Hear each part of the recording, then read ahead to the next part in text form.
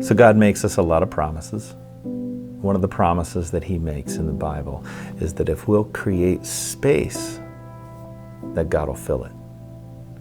So this is what I'd love for you to do. Just join me for a minute to make some space, to settle in and let God fill it.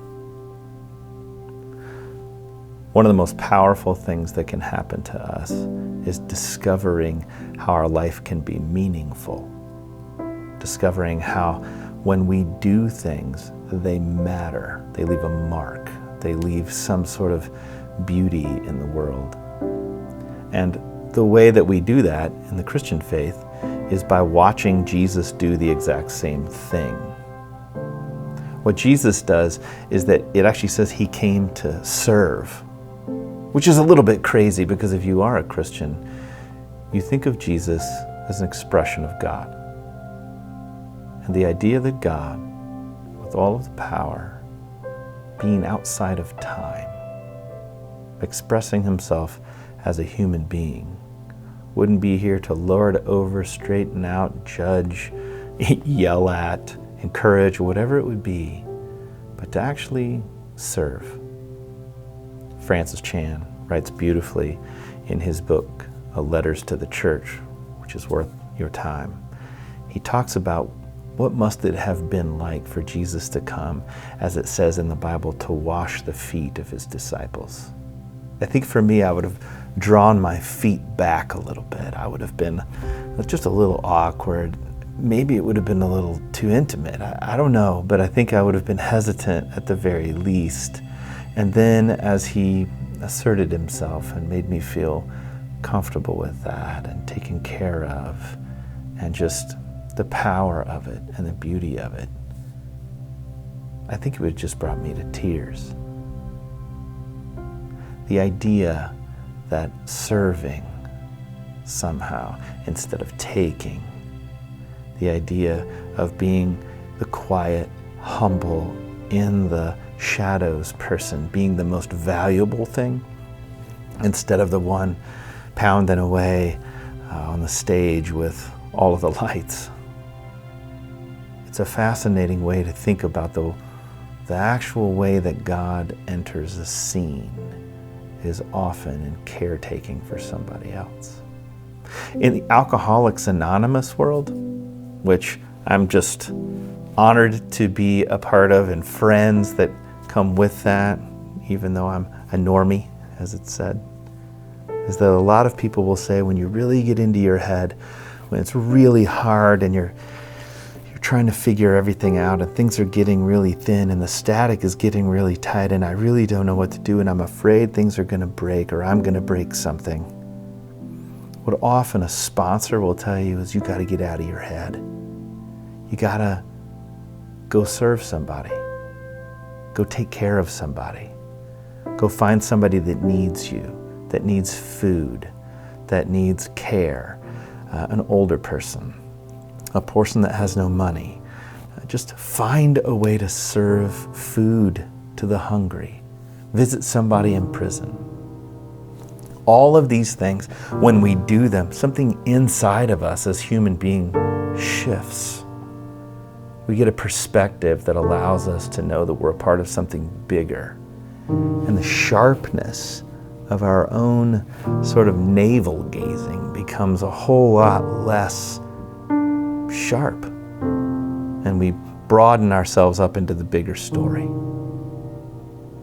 So where do you serve? How do you begin? How is that a possible thing? I think you begin by often finding where your calling, where your space is. Well, where's your calling? Gosh, that's an amazing question. And often one of the most famous ways to talk about that is that your calling is often at the intersection of your greatest wound and the world's greatest needs. So where is it that you've been hurt? Where the deepest part of your heart has been opened up to an issue or a way? And where is it that the world needs that the most? I've seen that in so many different ways. So many different brokennesses are met by people that actually understand them from the inside out and then allow them to come to a different spot. Rise them up. Fill the gap between what isn't and what should be, and walk that through. You can do that. You can be the person that says, I see people that need to be fed, and feed them. I see high school kids that just need somebody to care, and you can listen to them. You can take part in changing the world one person at a time, and in so doing, because it is the intersection of your own woundedness and the world's needs, strangely find healing yourself. I grew up in a church where service was really the language of love. Did all kinds of things. We went on mission trips here and mission trips there, and I remember being about 15 or 16 years old and traveling to the Appalachian Mountains, and so many times we'd been different parts of the world where people looked very different than me, and so when I got there, it was pretty easy to put some distance between myself and the person that we were taking care of, because it just all seemed so foreign. We got into the Appalachian Mountains, into the deep poverty of the hollers of some of those places, and what I experienced was people that looked exactly like me and my family, that had the same kind of poverty that I'd seen all over the world.